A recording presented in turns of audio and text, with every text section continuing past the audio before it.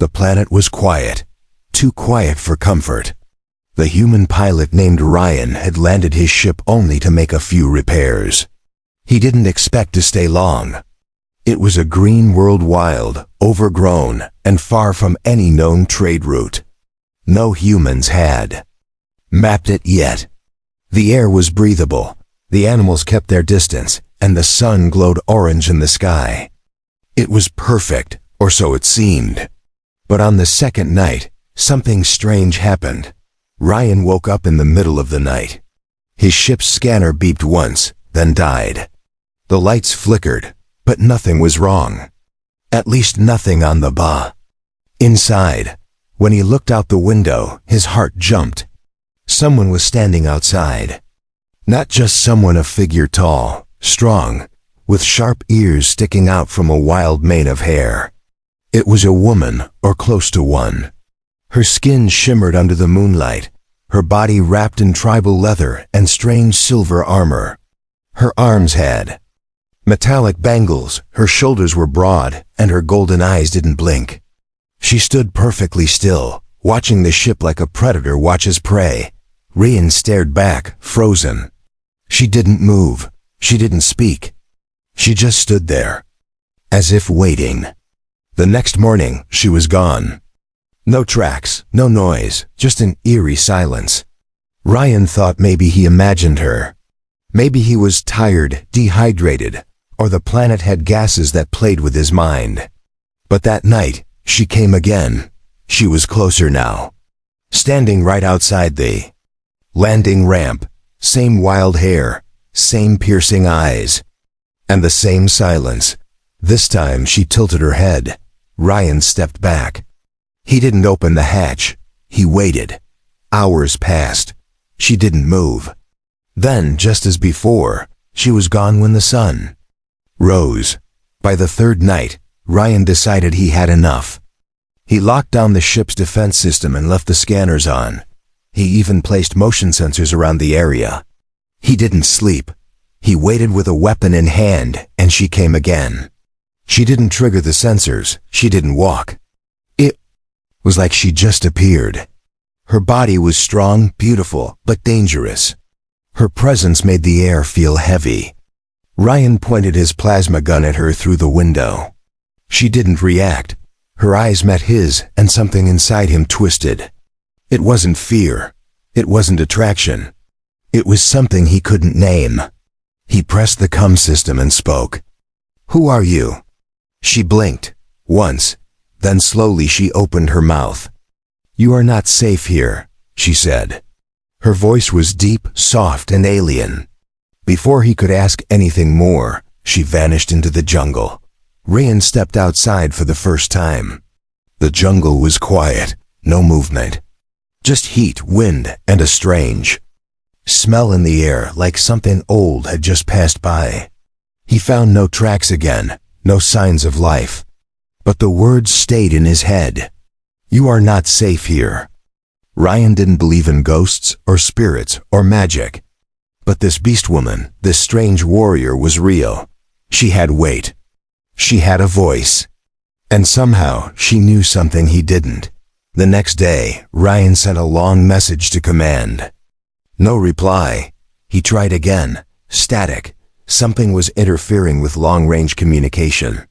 He opened his emergency pack and pulled out his journal. He began to write everything, what she looked like, what she said, how she moved. He needed to keep track. He needed to make sense of her.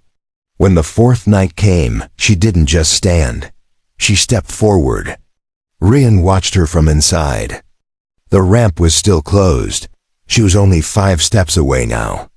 And in her hand something strange. A glowing orb, red and pulsing like a heartbeat.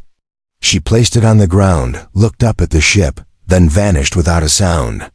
The orb stayed. Ryan didn't know what to do. He didn't know if it was a gift, a warning, or a trap. But one thing was clear now. This planet wasn't empty. And the Beastwoman wasn't alone. Ryan didn't sleep that night. He just stared at the glowing red orb outside his ship. It pulsed softly, like it was alive. Every few seconds, it gave. A small hum, almost like it was calling for something or someone. He wanted to scan it, but stepping outside still felt too risky. He didn't know if that Beastwoman was watching again, or if something worse was hiding nearby. Still, curiosity burned in his chest. At dawn, Ryan finally opened the ramp, stepping out slowly with his scanner in one hand and a stun blade in the other. The orb didn't move. It just sat on the jungle floor, glowing softly in the morning light. The scanner picked up strange signals, biological energy, but no heat, no radiation. Completely unknown tech. He reached down and picked it up. The moment his fingers touched it, he felt a strange wave go through his body like static in his blood. His vision blurred for a second, and images flashed in his head. Jungle. Fire. Screams. A woman's voice shouting in a language he didn't understand. And then, her face. That same Beastwoman, her eyes wide with fear, and then it stopped. Ryan dropped the orb in shock. His heart pounded. That wasn't just a dream, it was a memory, a message maybe, or a warning. He took the orb inside and placed it on a table. It kept glowing. Later that day, he walked the edge of the jungle, trying to find signs of life. He found broken trees, scorch marks, and strange claw marks on the rocks. They were huge 3-deep cuts, as if something massive had passed through. Here, he followed the trail carefully, marking his path with a signal beacon. The jungle was thick, but quiet, too quiet. No birds, no insects, just a strange hum in the air. After walking for an hour, he found something unexpected. A stone pillar, half buried in vines, old, cracked, and covered in symbols. Alien writing, ancient. Some of the marks looked similar to what he saw on the orb. He touched the stone. It was warm. He stepped back, and that's when he heard it. A growl. He turned fast, blade ready, but saw nothing. Then, from the shadows she stepped out. The Beastwoman. This time, she didn't stop at a distance. She walked slowly toward him, hands empty, eyes fixed on his face. Her body was tense but not hostile. She looked at the orb in his hand. You touched it, she said softly. Ryan nodded. What is it? She didn't answer. Instead, she walked past him, toward the pillar. She placed her hand on it, and suddenly the symbols began to glow, red like the orb. The jungle around them lit up with the same color lines glowing in the trees, the ground, even the air. This place is marked, she said, by something old, something waking up. Ryan stepped back. What's waking up? She turned slowly and looked at him. Her voice dropped lower. Hunters. Before he could ask more, the ground shook. The air changed. A loud rumbling sound echoed through the jungle. The Beastwoman grabbed Ryan's arm and pulled him back. We don't have time. They ran together through the jungle, dodging trees and roots. Behind them, something roared deep and mechanical. Not an animal, not natural. Something metal. When they reached the edge of the clearing near Ryan's ship, they saw it. A huge machine, shaped like a giant insect, with legs that cracked the earth as it walked. Its body was black and glowing with the same red energy. It had no eyes, but it was searching. The Beastwoman growled. It smelled the orb. It will not stop. Ryan looked at her. What do we do? She looked at him with fire in her eyes. We fight. And with that, she leaped forward, claws out, charging toward the metal beast without fear. Ryan gripped his stun blade and followed. He didn't know what she was or why she kept appearing. But now he knew one thing. She was trying to protect something, and now so was he. Ryan didn't sleep that night. He just stared at the glowing red orb outside his ship. It pulsed softly, like it was alive. Every few seconds, it gave a small hum, almost like it was calling for something or someone. He wanted to scan it, but stepping outside still felt too risky. He didn't know if that Beastwoman was watching again, or if something worse was hiding nearby. Still, curiosity burned in his chest. At dawn, Ryan finally opened the ramp, stepping out slowly with his scanner in one hand and a stun blade in the other. The orb didn't move. It just sat on the jungle floor, glowing softly in the morning light. The scanner picked up strange signals, biological energy, but no heat, no radiation. Completely unknown tech. He reached down and picked it up. The moment his fingers touched it, he felt a strange wave go through his body like static in his blood. His vision blurred for a second, and images flashed in his head. Jungle. Fire. Screams. A woman's voice shouting in a language he didn't understand. And then, her face. That same Beastwoman, her eyes wide with fear. And then it stopped. Ryan dropped the orb in shock. His heart pounded. That wasn't just a dream, it was a memory, a message maybe. Or a warning. He took the orb inside and placed it on a table. It kept glowing. Later that day, he walked the edge of the jungle, trying to find signs of life. He found broken trees, scorch marks, and strange claw marks on the rocks. They were huge 3D cuts, as if something massive had passed through. Here, he followed the trail carefully, marking his path with a signal beacon. The jungle was thick but quiet, too quiet. No birds, no insects, just a strange hum in the air. After walking for an hour, he found something unexpected. A stone pillar, half buried in vines, old, cracked, and covered in symbols. Alien writing, ancient. Some of the marks looked similar to what he saw on the orb. He touched the stone. It was warm. He stepped back, and that's when he heard it. A growl. He turned fast, blade ready, but saw nothing. Then, from the shadows, she stepped out. The Beastwoman. This time, she didn't stop at a distance. She walked slowly toward him, hands empty, eyes fixed on his face. Her body was tense but not hostile. She looked at the orb in his hand. You touched it, she said softly. Ryan nodded. What is it? She didn't answer. Instead, she walked past him, toward the pillar. She placed her hand on it, and suddenly the symbols began to glow, red like the orb. The jungle around them lit up with the same color lines glowing in the trees, the ground, even the air. This place is marked, she said, by something.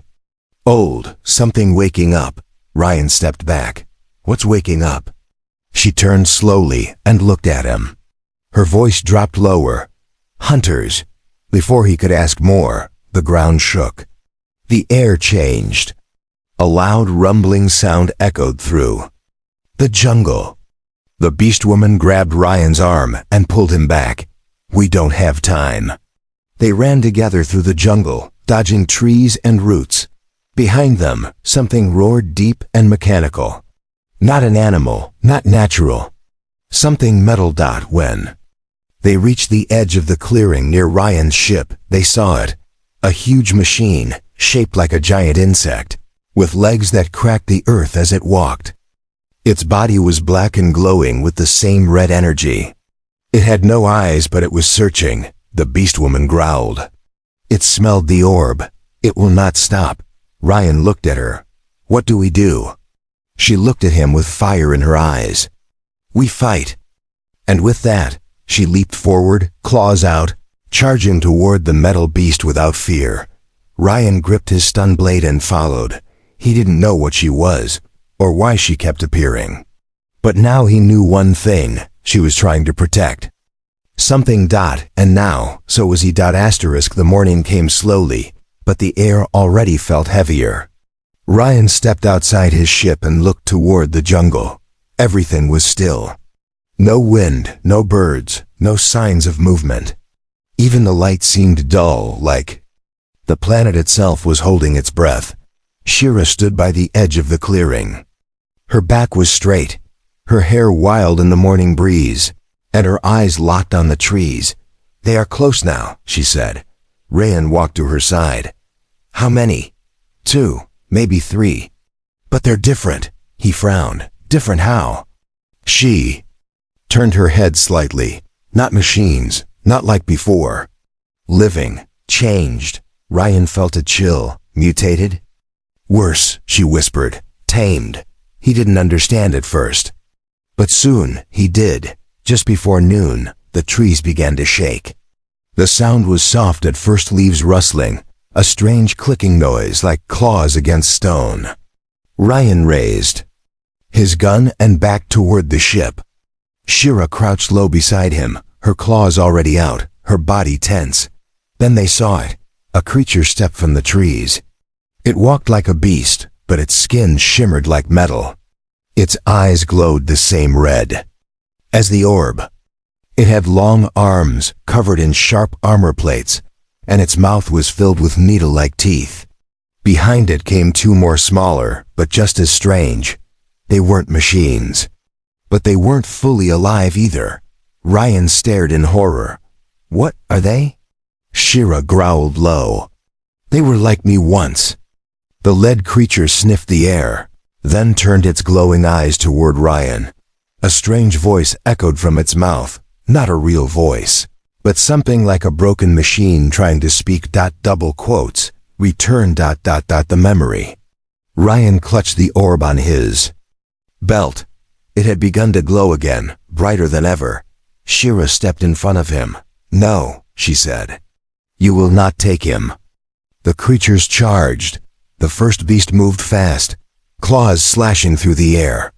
Ryan rolled to the side, firing his rifle, hitting the shoulder. The creature screamed and spun around. The other two came at once, and Shira leaped straight into them, claws slicing with speed and power. She fought like nothing Ryan had ever seen.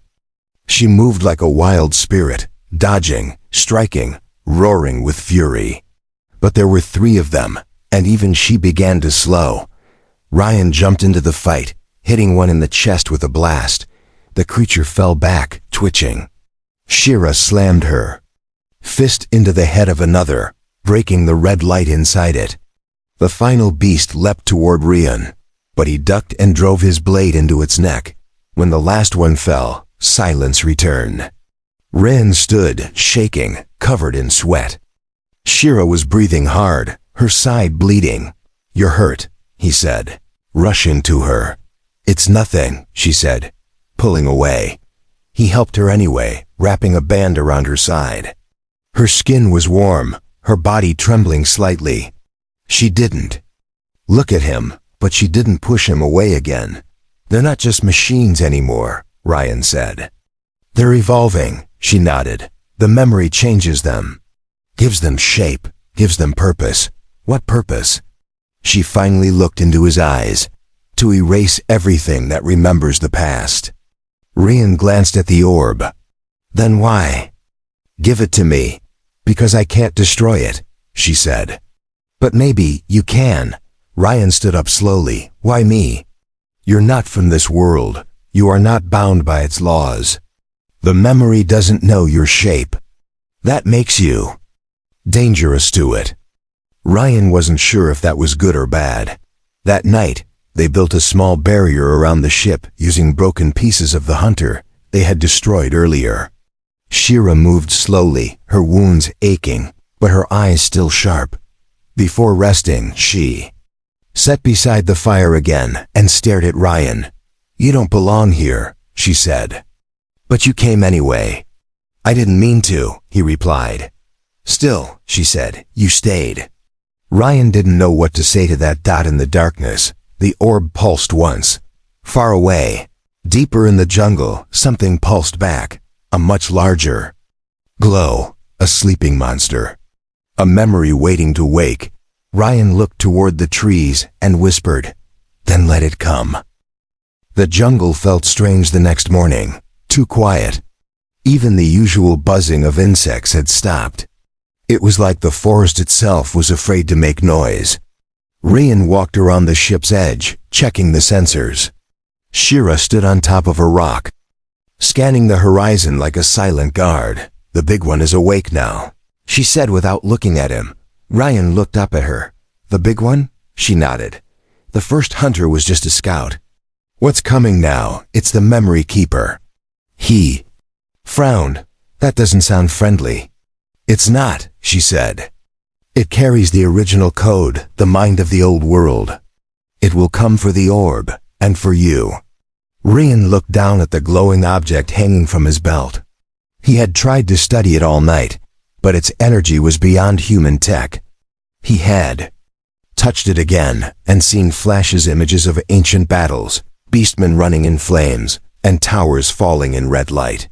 Always the same symbol marked in fire, a circle inside a triangle, inside a square. Shira had seen the same. It was once my people's prison, she explained. The machines held our minds there. When the world changed, we broke free, but the memory stayed, and now it calls again. Ryan didn't fully understand how it worked, but he knew one thing: it had to end here. He started making a plan. What? If we lead it away, set a trap, use the orb as bait. Shira raised an eyebrow. You would risk your life to stop it? If I run, it'll follow, Ryan said. And maybe next time, there won't be a Shira to stop it. She looked at him with quiet eyes. Then we fight together, Ryan nodded. We need to pick the battlefield. They found a narrow canyon not far from the crash site. The walls were high and rocky, with only one way in and one way out. Perfect for slowing down something huge. They placed energy mines along the rocks, connected to a single trigger. Ryan had just enough power cells to charge them for one blast. They waited. Hours passed. The sky turned dark. Clouds gathered, thick and heavy. Thunder rolled through the air. Then came the shaking. The ground trembled under their feet. Birds flew from the trees, screaming. The jungle hissed as something massive passed through a dot, and then it arrived. The memory keeper. It was the size of a small mountain. Its body looked like a twisted mix of machine and beast. Long, spiked arms, rows of red eyes glowing from a mask-like face, and a long spine made of floating metal pieces. It floated above the ground, humming like a ship engine. Ryan had never seen anything like it. Shira growled low, crouched beside him. Don't blink. The creature didn't walk. It slid forward through the air, scanning the canyon. The orb on Ryan's belt pulsed wildly, reacting to the creature's presence. It knows I'm here, he said. Good, Shira whispered. Let it follow you. Ryan stepped out into the open. The memory keeper turned its head slowly. Its red eyes locked on him. It spoke, but not with a voice through his mind. Return the code. Return the memory. Obeyed. Ryan stood his ground. Come and get it. The keeper screamed, a sound like metal tearing through bone. It charged forward. Fast and angry, Ryan turned and ran into the canyon. The monster followed. Ryan ran past the energy mines, breathing hard, counting his steps. Behind him, he could feel the heat of the creature's energy. When he reached the final rock, he turned and shouted, Now! Shira, waiting above, hit the trigger. The mines exploded all at once. The canyon filled with light and fire. Rocks shattered. Energy waves crashed into the creature's body, burning away the floating metal. The blast echoed for miles. The memory keeper screamed again, louder this time, but it didn't fall. It was still coming, but now it was injured. Pieces of its armor fell off. The red glow dimmed in some places. Shira jumped from the cliffs, claws out, landing on its back. She dug deep into its spine, tearing out cables and circuits. The creature shook wildly, throwing her off. Ryan aimed his gun and fired at the exposed core in its chest. The beam struck true. The core cracked. The memory keeper screamed. One final time, and the orb on Ryan's belt exploded with light. The world vanished in red. Asterisk. Ryan couldn't see anything. The red light from the orb swallowed the entire canyon. His ears rang. His body felt like it was floating. He tried to speak, but no sound came. It was like time had stopped. Then the world shifted. He wasn't in the canyon anymore. He stood in a dark, endless space, surrounded by glowing symbols in the air. Strange shapes moved around him, memories, voices, creatures long gone. And in front of him, a figure. It was not human. not beast. A tall being made of light and metal stood still, like a god made of memory. Its face was smooth and blank, its body shining with the same symbol from the orb, the circle. Triangle and square. You hold the final code, it said in a voice that echoed inside Ryan's head. Who are you? Rin asked. I am the Keeper. I remember all things that must not be remembered. What do you want from me? You woke the memory. You opened the path. Now you must choose. Choose what? The Keeper lifted a hand. Around Ryan, images began to spin. Shira's face, the jungle, Earth, ships in space, burning stars, old wars. All connected. All tied to the orb. You can destroy the memory, or become part of it. Ryan felt pressure in his chest. And if I destroy it, the past will be lost. The beasts will fade. The hunters will sleep forever. This world will be free. But she will be forgotten. His breath caught. Shira? She is memory-born, bound to the code. She will vanish when it is erased. Ryan stood still. His mind raced. If he destroyed the orb, the threat would end. No more hunters, no more machines, but Shira. She would be gone too. Her past, her soul, all tied to this strange ancient power. I can't let her vanish, he whispered. She was not supposed to live this long, the Keeper said. But your presence changed the pattern. You gave her choice. Ryan clenched his fists. Then I want to give her another one. He looked around. The code symbols spun faster, glowing hotter. The orb pulsed again. I choose to break the cycle, Ryan said. The Keeper stared at him in silence. Then it nodded once. So be it. Light exploded again, and the world returned. Ryan woke up on the ground, coughing. The canyon was smoking, rocks broken, trees burning. The Memory Keeper's body lay shattered, black and silent. The sky was turning orange again. The orb was gone. He sat up quickly. Shira. There was no answer. He stood and looked around. Shira. He found her lying beside a rock, unconscious but alive. Her chest rose and fell slowly. Her claws were covered in ash, her body bruised. But her eyes opened when he touched her arm. You're alive, he said. She looked at him, confused. The memory is gone. Yes, I ended it. She blinked, trying to sit up. Then why am I still here? I don't know, Ryan said. But I'm glad you are. Shira looked down at her hands. Her claws were still there, but something was different. Her energy felt lighter. Her body didn't glow anymore. She looked less like a memory and more real. I think you're free now, he said. Free, she repeated softly. They sat there for a while just breathing. No more hunters, no more red lights. The jungle around them felt calm, natural, alive again.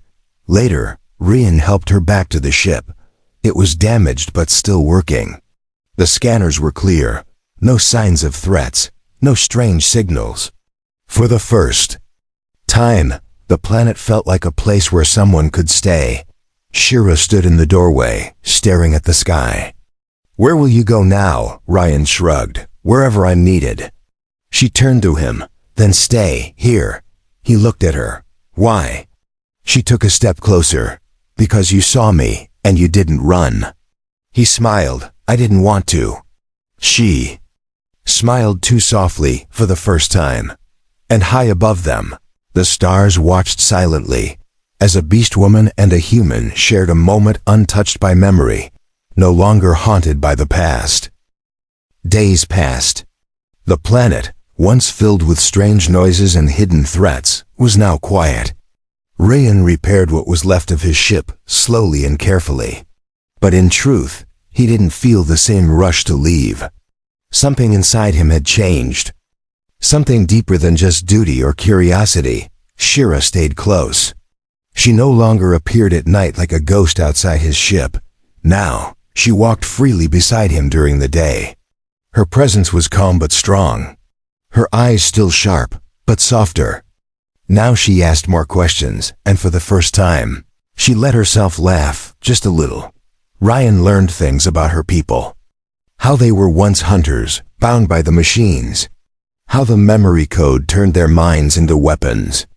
And how a few, like Shira, had broken free when the machines fell long ago.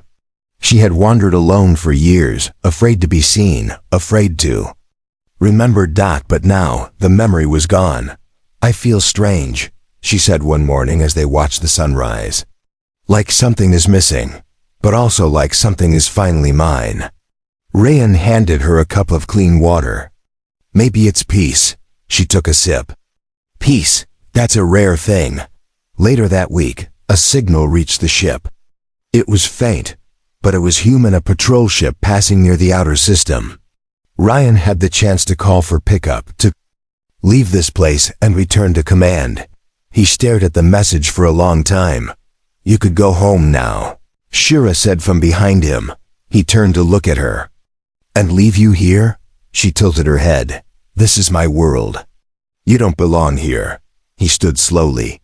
Maybe I didn't before. But now, I don't think I belong out there either. She didn't respond. She just watched him with those deep golden eyes. I've fought wars, he said. I've traveled across stars, but I've never stayed. Never built anything real. I don't know what this is between us, Shira. But it feels real. She stepped closer. It is. He sent a short message back to the patrol ship. Safe, no rescue needed. Staying for repairs. Then he powered off the signal. Together, they built a shelter beside the ship, made of stone and metal, simple, strong. Ryan worked with his hands. Shira helped with hers. She showed him how to use local plants for healing, and he taught her how to use old earth tools. They ate together, watched the sky together, and slowly, day by day, the silence between them was filled with something new, not just survival, something like a bond. One night, as stars filled the sky, Shira sat beside him near the fire. I used to think I was just a ghost, she said. A leftover thing from the past, not meant to stay. He looked at her, surprised by her tone. But then you looked at me, she continued, and I didn't feel like a ghost anymore. I felt alive. Ryan reached out and gently held her hand. You are alive, he said. She smiled, truly smiled, and rested her head against his shoulder. The jungle around them stayed quiet. No hunters came, no machines woke. The orb was gone. The memory was erased, but something better had taken its place. Two souls who had nothing left to lose had found each other. And for once, in a galaxy full of war and darkness, a human and a beastwoman chose to stop running and start living together.